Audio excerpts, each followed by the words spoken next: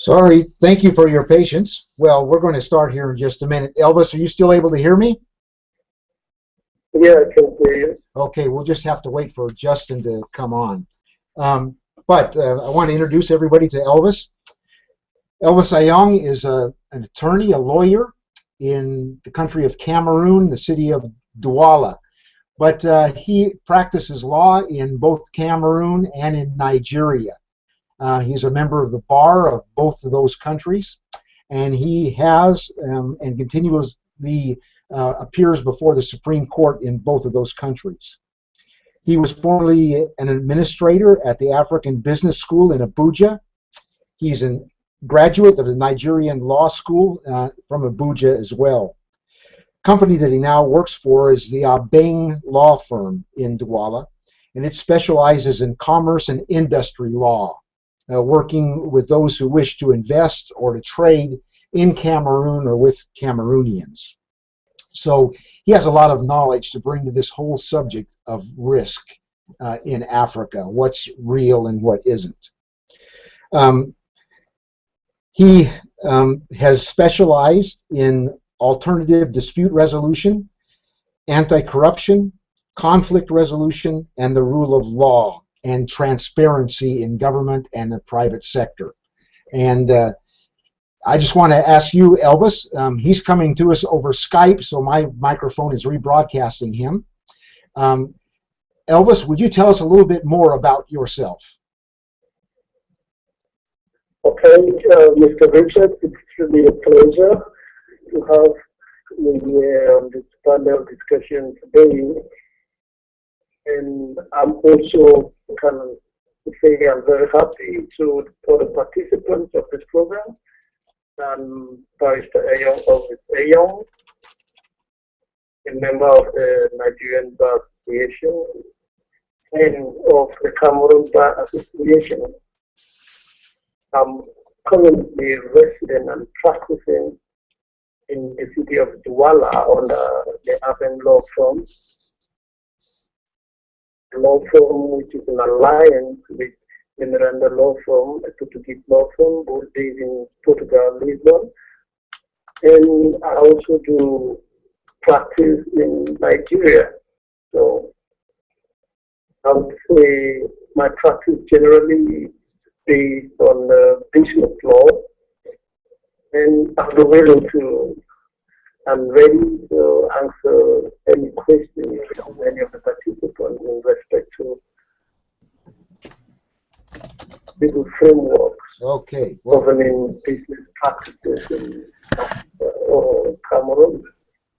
Okay, thank you, Elvis, for agreeing to be with us. I think, Justin has just come on. Are you there, Justin?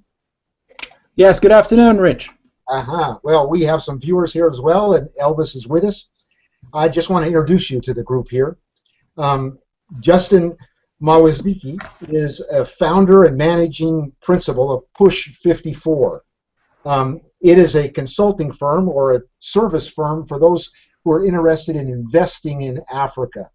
If you go to his website, www.push54, that's 54.com, you will see some great papers that he has put together there, he and his firm, on different countries and different regions of Africa and the investment opportunities there. And he also does deal with some of the risk in those papers as well. He is from Burundi, but he's been in the finance sector here in the U.S. for more than 10 years. He has worked previously with Northern Trust and the Royal Bank of Scotland.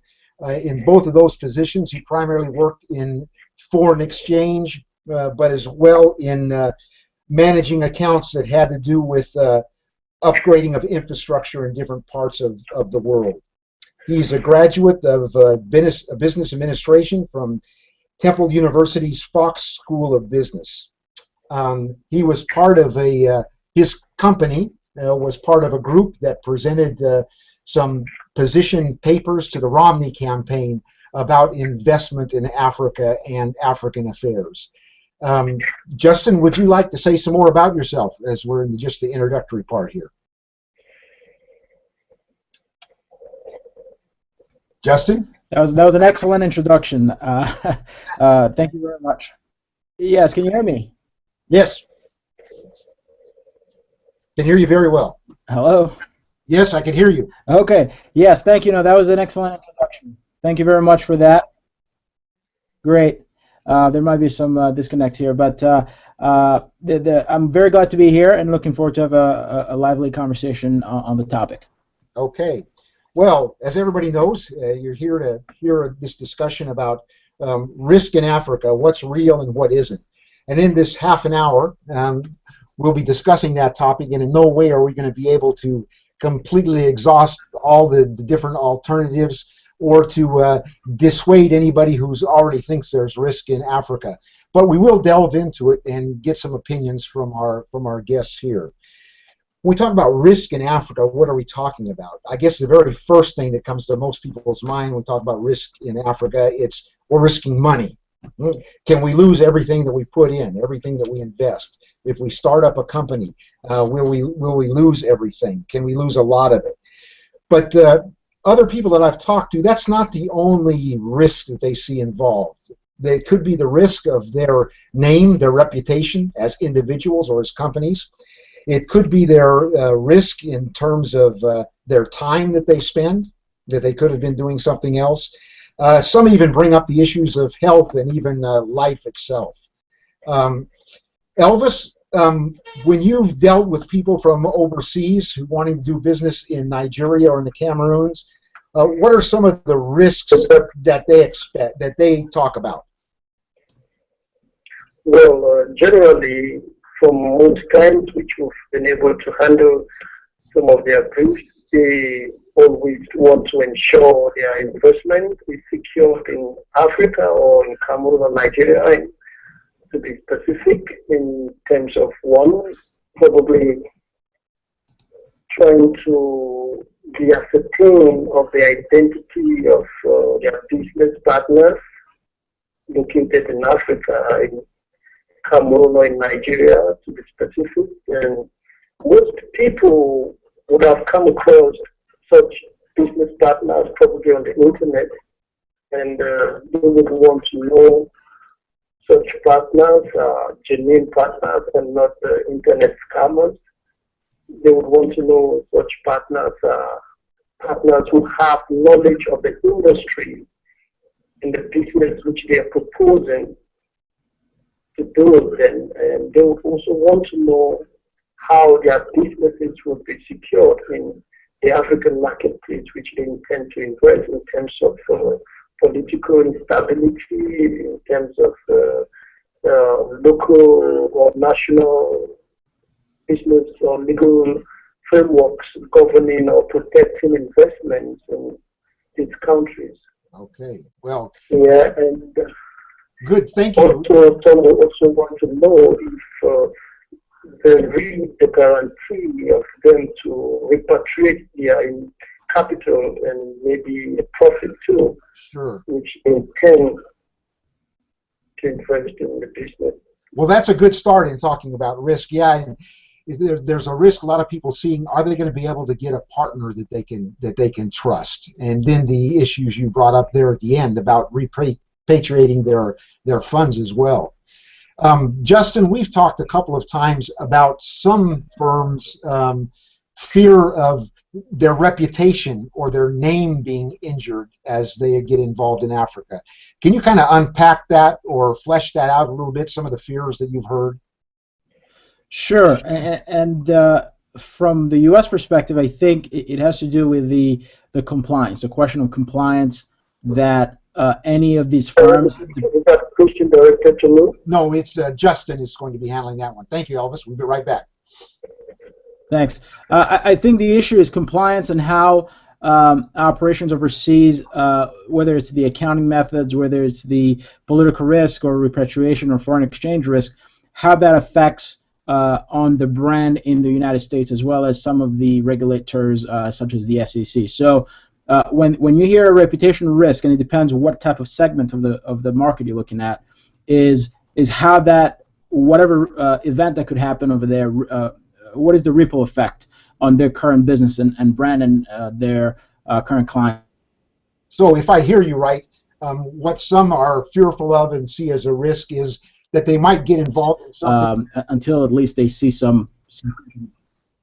I'm sorry. So yeah, I didn't get you, Mr. Richard. Okay, just a minute. I'm just going to try and flesh out a little bit of what Justin has just said.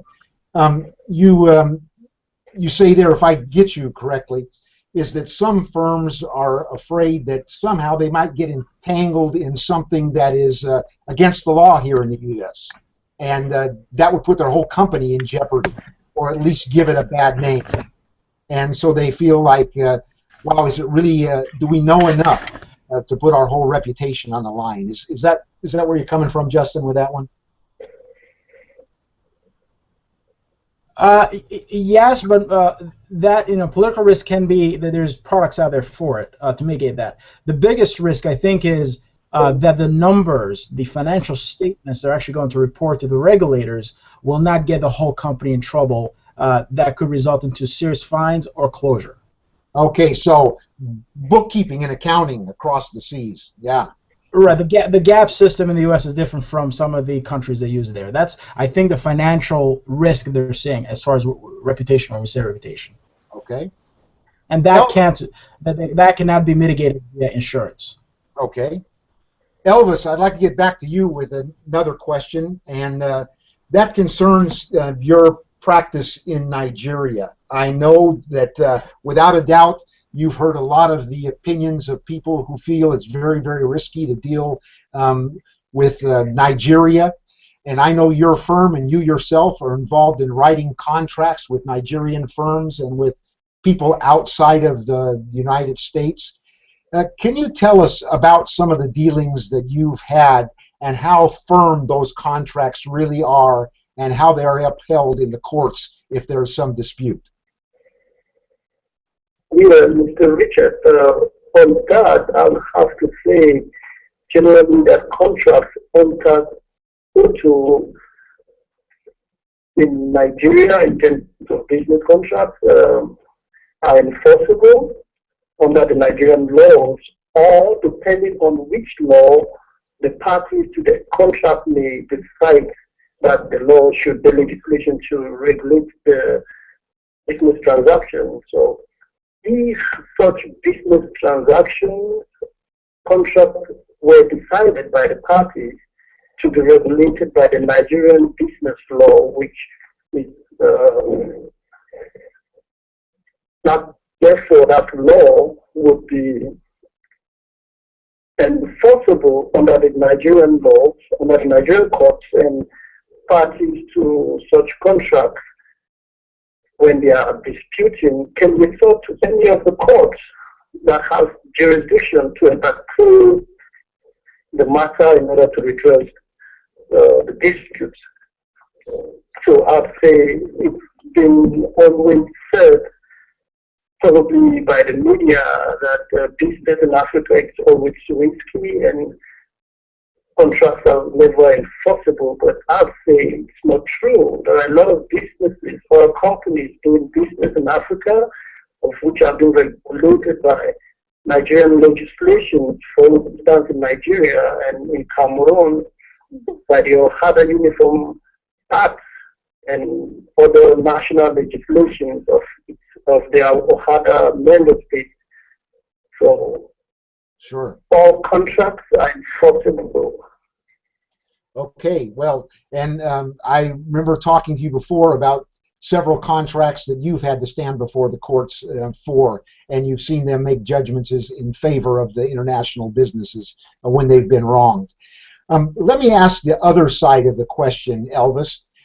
We've talked here about risk from outsiders being involved in Africa. How do African business people and entrepreneurs themselves view their own risk at being involved with Americans and Europeans? Well, it's a two-way thing, as the way the foreigners do see African business people. That's the same way African business people will see the foreigners in terms of trust. Yeah. I'd say for any businessman who intends to undertake any business in any country, And it would be advisable for such a businessman to either visit that country and make feasibility studies, or probably try to reach out to the proposed business partner to identify that person, or to engage a law firm that may carry due diligence on the investment business partners which the businessmen will actually want to engage in business with.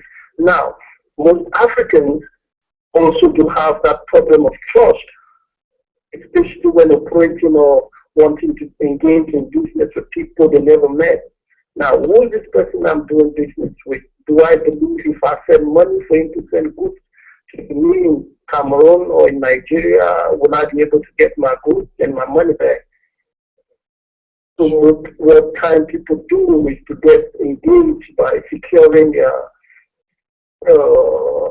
transactions with letters of credit, for instance. Hello? Yes, yes.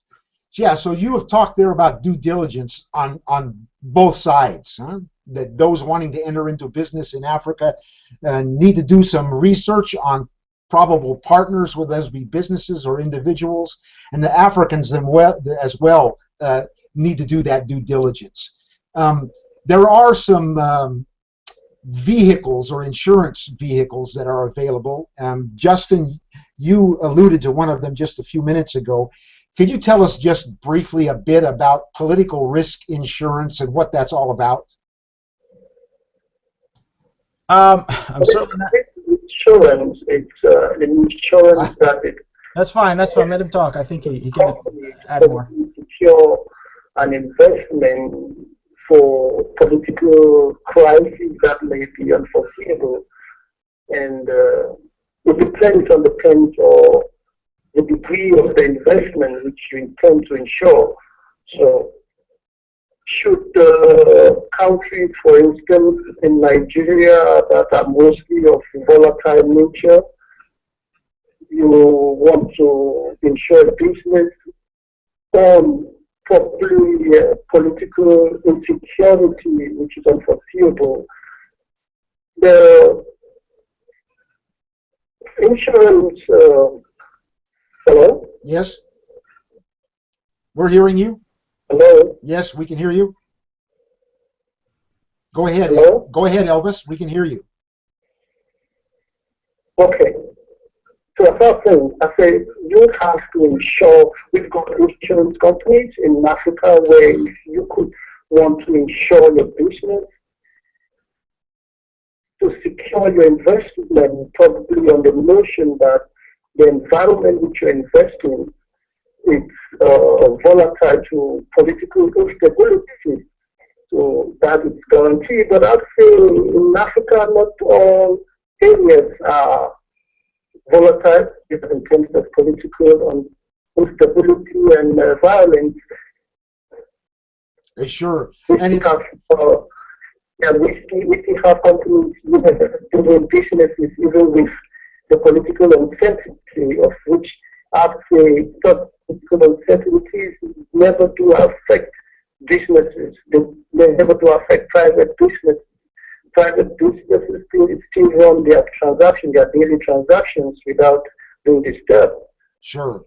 Yes. Okay. Well, thank you very much. Yeah, this is not the whole problem of risk that may come about because of politics or some other kind of unforeseen disaster.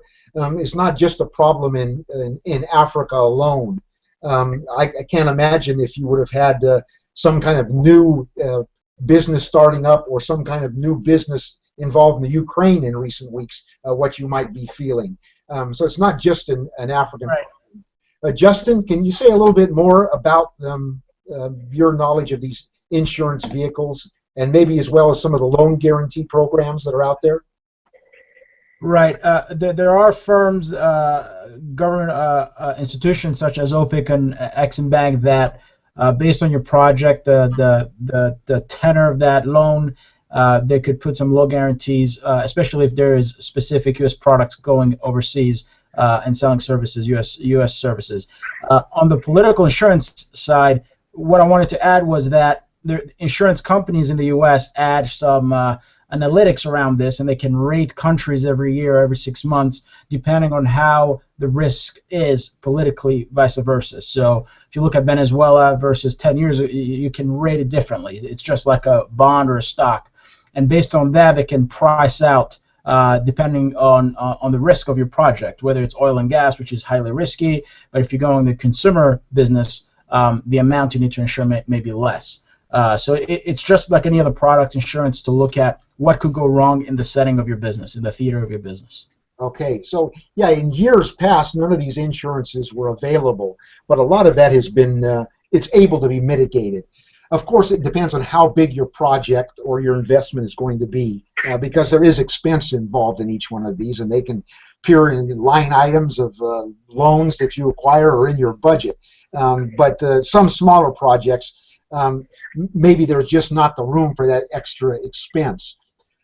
What are some other ways to mitigate against risk other than these contractual ways, other than making sure you have a legal contract, other than having this political risk insurance, or maybe even some loan guarantees? What are some other ways people can mitigate against risk? Essentially, if I may start on this, the biggest risk for any company, regardless where it is, it could be in New York City, it could be in Sydney, Australia, is the operational risk, and that is how you're running your company. What is a cash flow? What are the processes you have internally for management as well as the people on the line to assure proper procedures and compliance with the law? And that could be a 4i check. That's a very popular one. It makes sense. It's very low tech, but it makes sense. The banking industry in the U.S. builds that a lot within their systems, and multiple layers of approvals. So if you can design internal processes in this setting, in a cash transaction arena like Africa, then you significantly reduce the odds of failure in the first 3 or 5 years. Now you can layer the top things that really stop most people from even getting into the bottom side of the risk tiers. But I think the operational risk, if you design it well, you're able to survive no matter what. Most of the time, no matter what happens on the top, if you have that insured. Okay. Can you talk to us a bit? You have a lot of experience, Justin, in foreign exchange. Though these currencies go up and down, and different countries are pegged against different currencies in Africa. Right. Some against the euro, some against the franc. The number against the dollar are not as many as used to be. But just recently, there's been a lot of money turned up missing in the Nigerian government, and that's hurt the value of the naira. How do people mitigate against that? Well, no, you cannot mitigate against a currency exchange rate going up or down depending on what the market feels, right? That's just a free market principle. So without commenting exactly what's happening there, the principle of foreign exchange is that theoretically the confidence and the outflow, the current account surplus or deficit, this kind of drives where the interest rates as well as the exchange rate will be.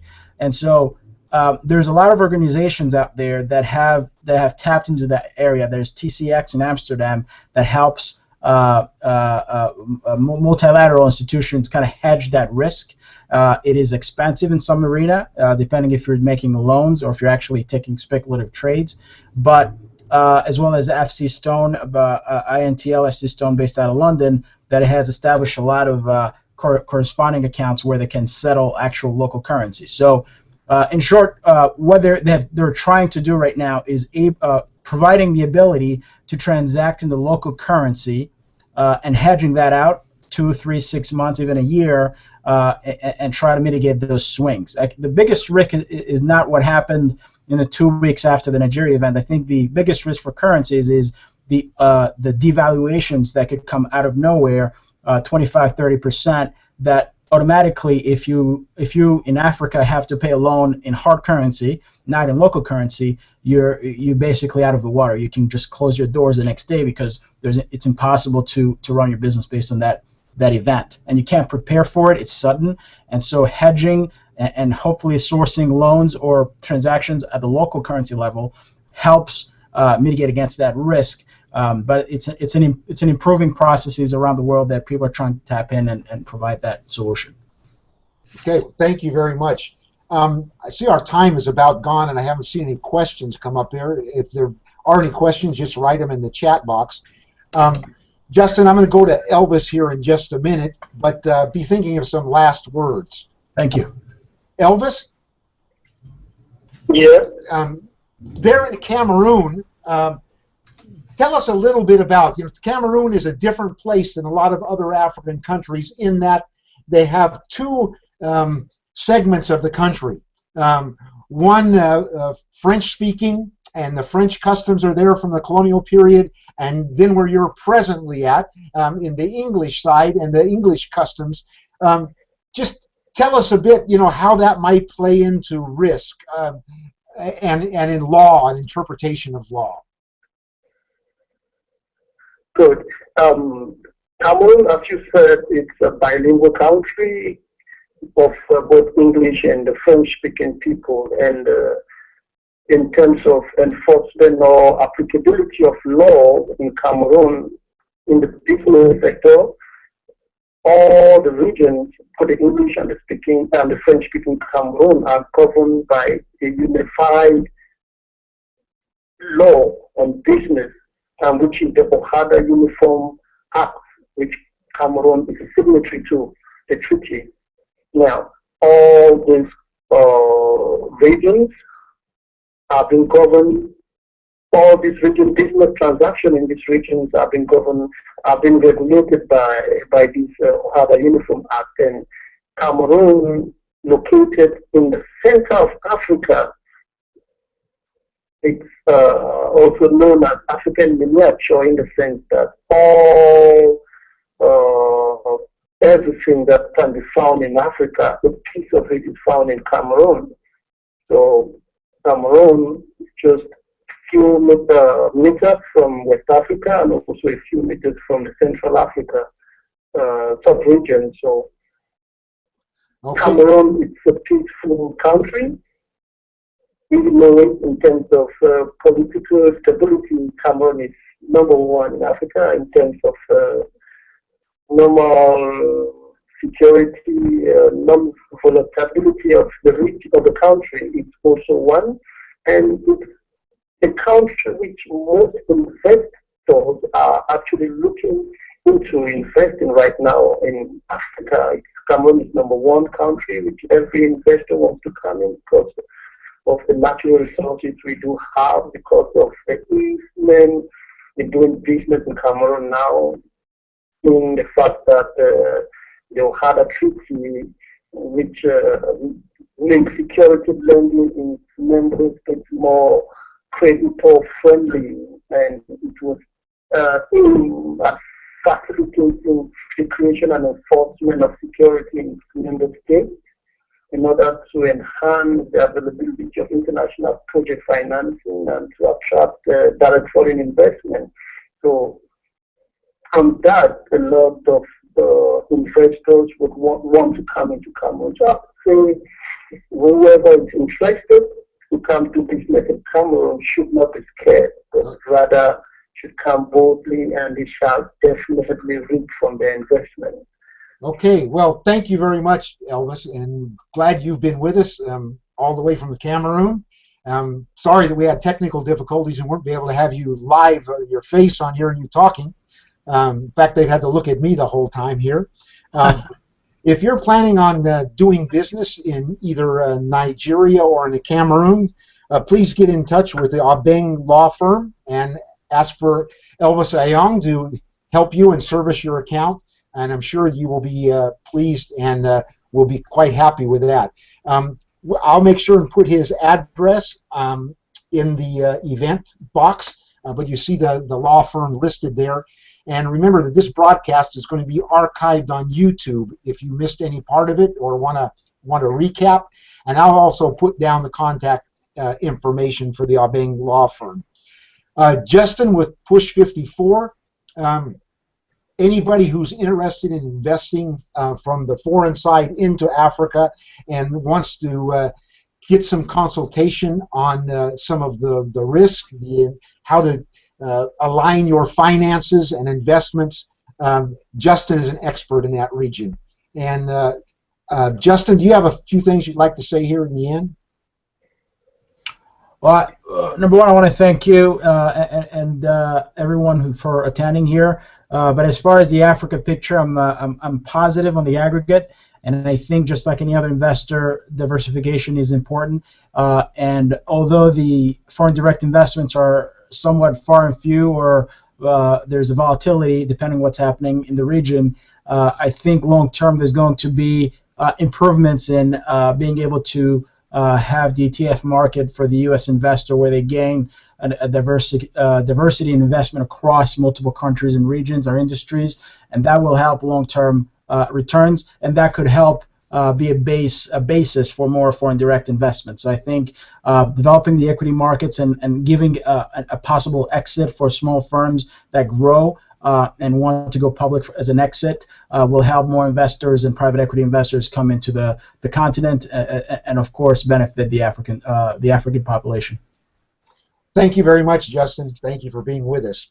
Well, this is the first in which we hope to be a monthly hangout on air from Africa Mentor, and I'm Richard Chowning, and I've been your host today, and thank you for being with us. And again, this will be archived on YouTube, and I will be sending out to everybody on my list the URL to that, but as all things on YouTube, you'll be able to do a search and to find it.